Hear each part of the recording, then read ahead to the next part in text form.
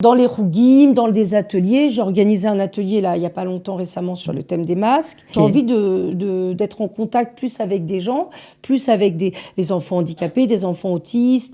Coup de pouce, découvrez le savoir-faire et les idées des entrepreneurs Olim. Raya Marouani Weiner, on l'attend, elle va rentrer dans le studio. C'est une artiste plasticienne, voilà, multimédia. Elle fait de la peinture, du dessin, de l'encre, de l'aquarelle.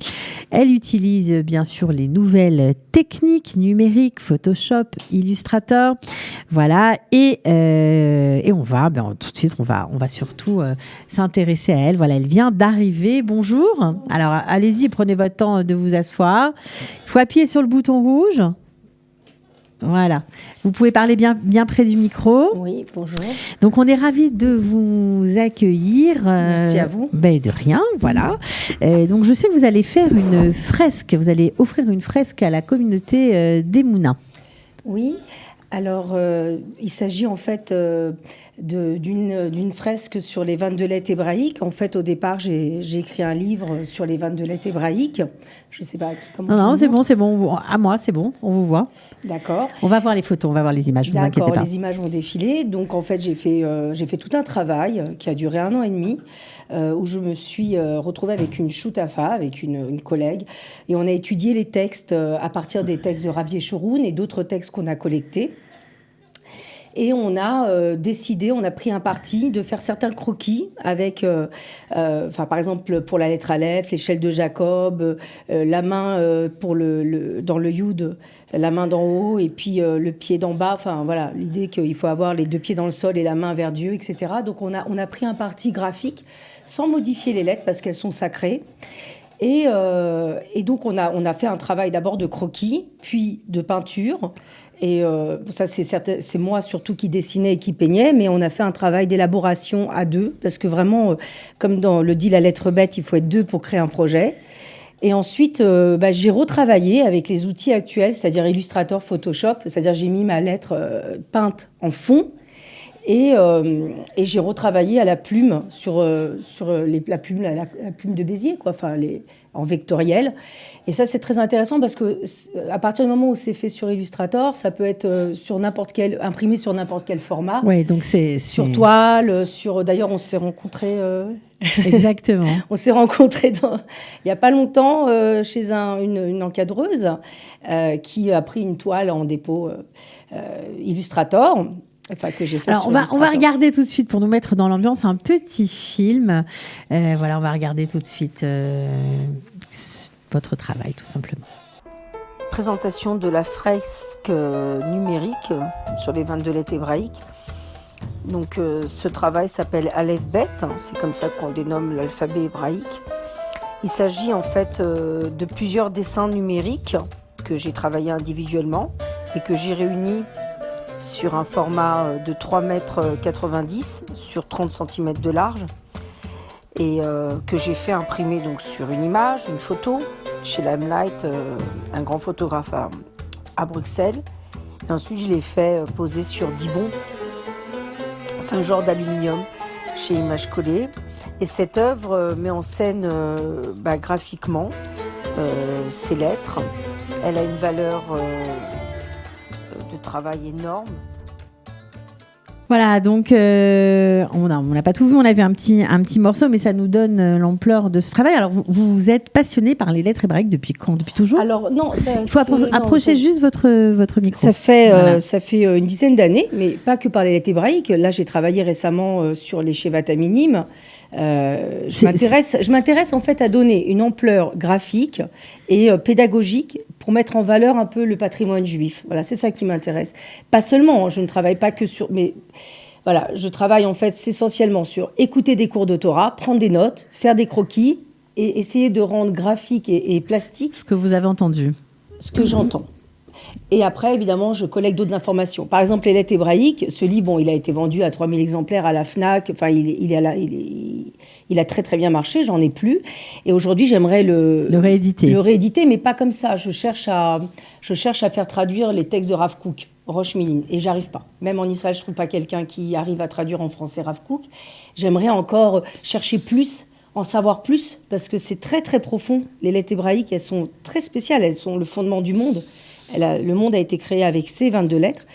Et donc, voilà, ce qui m'intéresse, c'est de donner une ampleur graphique, esthétique, mais aussi pédagogique. C'est-à-dire que vraiment, à travers ces dessins, on arrive à tout de suite comprendre le fond d'une lettre. Je sais pas, je prends Alors, par hasard la lettre tête. la lettre tête. Bon, Voilà. par Alors, exemple, c'est ça veut dire Villa, quoi? donc c'est un ventre gravide. C'est la lettre 9, voilà, c'est la gestation. C'est l'incendie du temple de Jérusalem au 9e mois. Là, j'ai représenté... je ne sais pas si on voit, donc j'ai représenté Masada, parce que j'ai pensé au mikvé, c'est la Tevila, c'est tout ce qui est recouvrement, et Talit. Donc voilà, chaque lettre, c'est aussi le ventre de la femme, avec son utérus. Et donc chaque lettre, en fait, est très, très... pour un enfant, par exemple, qui apprend l'hébreu, ou même un adulte qui vient faire ça donne une autre dimension. Tout de suite, on comprend que tout ce qui va être tête, ça va être recouvrement. Ça va correspondre, voilà. Tout ce qui est même, ça va être maïm, maman, tout ce qui est caché, la niche, enfin voilà, tout ce qui... toutes les lettres, elles donnent... elles ont un univers. Voilà, elles ont un univers. Le lamed, c'est la forme d'un fouet, parce que pour apprendre, l'ilmod, l'étude, c'est le fondement du judaïsme. Il faut avoir un petit coup de fouet. Voilà. Le kaf, c'est la paume de la main. C'est lorsqu'on se met d'accord. Enfin, aujourd'hui, on peut plus se toucher la main. Mais...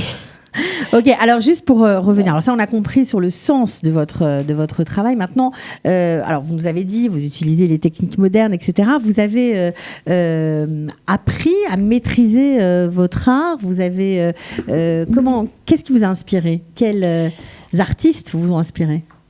Alors tous, moi j'ai des maîtres, j'ai Picasso, j'ai Matisse, après j'ai Marc Taubé en abstrait. J'ai d'abord exploré toutes les techniques. Je ne sais pas si on voit des photos. Allez-y. Voilà, donc j'ai exploré d'abord toutes les techniques. D'abord j'ai appris à dessiner. D'abord, j'ai fait beaucoup de dessins de nus, j'ai fait beaucoup de croquis.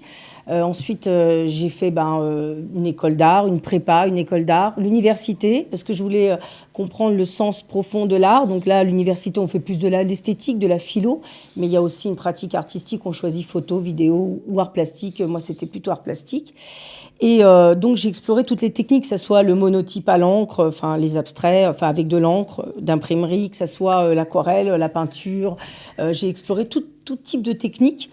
Et c'est intéressant parce que, en fait, lorsqu'on apprend à dessiner, même si c'est pas un don au départ, mais c'est une prédisposition, on va dire, eh bien, lorsque j'ai une commande, quelqu'un qui me demande, je sais pas, récemment, m'a demandé la prière des médecins, d'illustrer, d'orner la prière de Maïmonide, sachant que c'est pas très sûr que ça soit lui qui l'ait écrite, mais enfin, bref, donc on m'a demandé ça, donc il a fallu que j'interviewe 10 médecins, que je leur demande qu'est-ce qu'ils pensent, voilà, que je collecte de l'information, et ensuite, j'ai fait des photos de plantes, les millepertuis, les calendulas, le thym, etc., à la Bibliothèque des Arts Décoratifs de Paris, et ensuite, évidemment, je les ai retravaillés sur Photoshop, Illustrator, et c'est vrai que c'est agréable, voilà, ça aurait pu être aussi des croquis, j'aurais pu faire des croquis. Donc c'est intéressant parce qu'après on peut les scanner, les retravailler. Moi, je pense qu'il faut travailler avec les techniques de son temps. Il faut travailler avec les techniques de son temps, sachant que il me semble que la base, c'est quand même le dessin. Il me semble, je suis pas très sûre de ce que je dis, mais d'après tous les artistes que je connais, que ça soit Mondrian, même si on le connaît pour ses bandes, ses abstraits, ses géométries. La base, c'est le dessin. Il sait très très bien dessiner. Ses peintures sont incroyables, figuratives. Picasso, j'en parle même pas. Alors, juste pour qu'on comprenne bien, le petit film qu'on a vu, c'est un travail qui a demandé combien de temps? Alors, c'est 1 an et demi, sans dormir, en dormant très peu, pendant 1 an et demi, c'est-à-dire l'élaboration des lettres, ces rendez-vous avec la choutaf qui a permis d'accoucher et les graphismes qui ont permis d'avoir lieu, c'est-à-dire les dessins, les croquis. Ensuite, j'ai peint. Chaque peinture m'a demandé à peu près 25 heures. Et ensuite, chaque lettre retravaillée sur Illustrator. C'est-à-dire que je mettais en fond sur l'ordinateur la lettre. C'est une technique assez intéressante. Ça permet d'avoir une base et puis de travailler après, d'essayer de trouver sur Illustrator et Photoshop comment je vais rendre graphique, comment je vais rendre cette peinture en numérique qui ressemble le plus possible. Des fois, on confond même le numérique et la peinture. Exact. Et j'ai trouvé que c'était...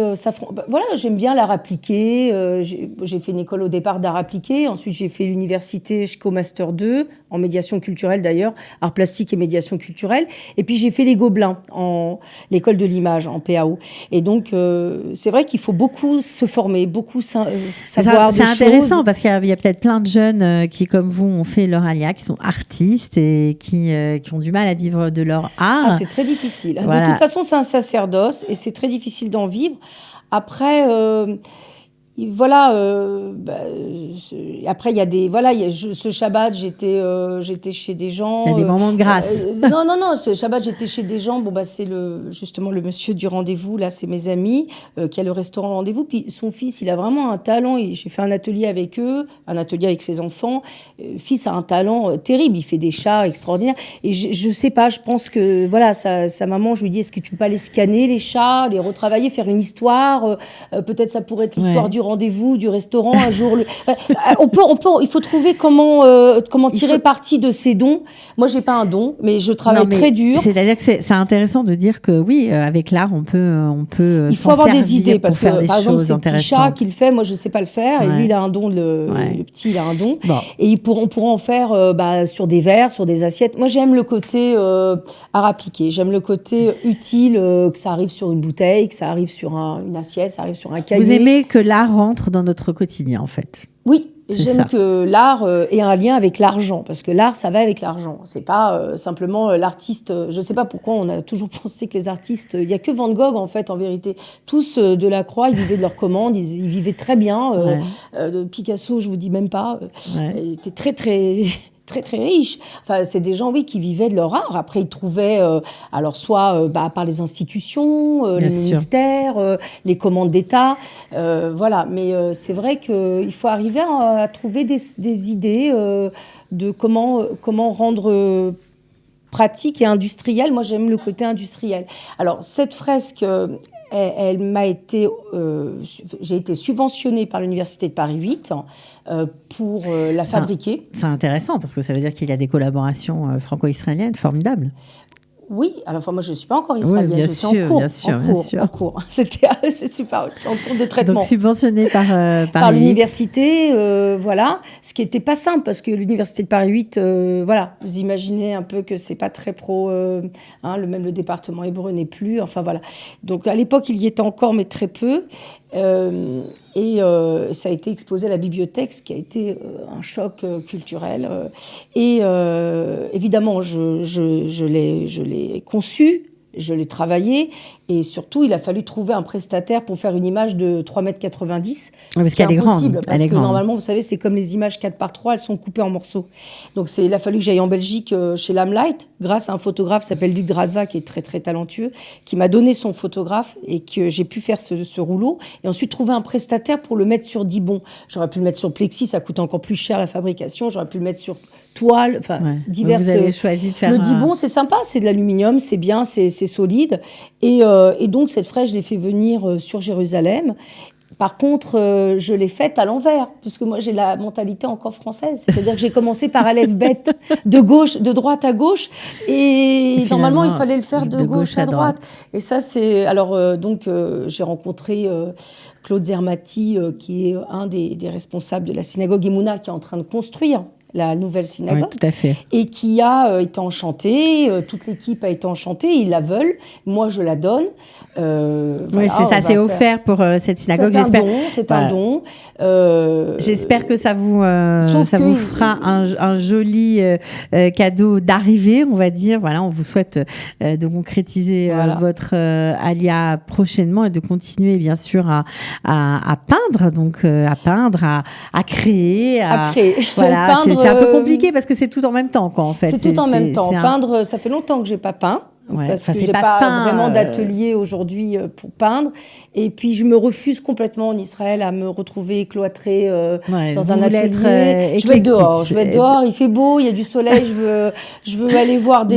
les autistes chez Alexandre, mon copain Alexandre Aïst, voilà, qui a son centre à Bet Shemesh. Elle veut tout faire, elle veut tout faire, Chaya Non, Marouani. j'ai envie d'aller porter, faire mélanger. De porter l'art. Voilà, c'est ça. Dans les rougim, dans des ateliers. J'ai organisé un atelier là, il y a pas longtemps récemment sur le thème des masques. Okay. J'ai envie d'être en contact plus avec des gens, plus avec les enfants handicapés, des enfants autistes, d'apporter votre savoir-faire, voilà, d'améliorer la vie et notre vie, voilà, tout simplement. J'aimerais bien, tout ce que j'ai appris, plutôt que d'être cloîtrée comme je le suis beaucoup en France, c'est-à-dire je suis beaucoup avec mon ordinateur, je suis en coworking avec des gens. Donc là, vous préférez aller à la rencontre des gens. Je pense que c'est plus adéquat avec la vie israélienne. On est plus comme ça, il me semble. Bon, alors en tout cas, pour ceux qui verront, lorsque Emouna sera construite, une très belle synagogue du Rav Benishai qui est en train de sortir de terre, voilà, eh bien, il y aura probablement cette jolie fresque à l'entrée. On va finir avec une autre vidéo de Chaya Marouani Weiner. En tout cas, merci beaucoup d'être venu jusqu'à nous. Merci à vous. Voilà, de rien. Et on se quitte sur votre travail. Ça nous donnera une idée de ce que vous faites. Et puis, à très bientôt.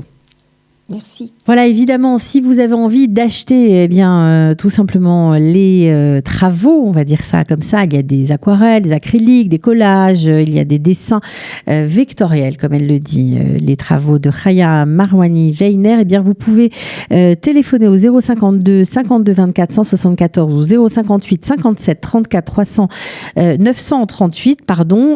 C'est un atelier, voilà, où les travaux de l'artiste seront présent, un showroom en fait, 83 derrière Bethléem au 3e étage, voilà, donc allez-y, si ça vous a plu, n'hésitez pas. Coup de pouce, découvrez le savoir-faire et les idées des entrepreneurs Olim.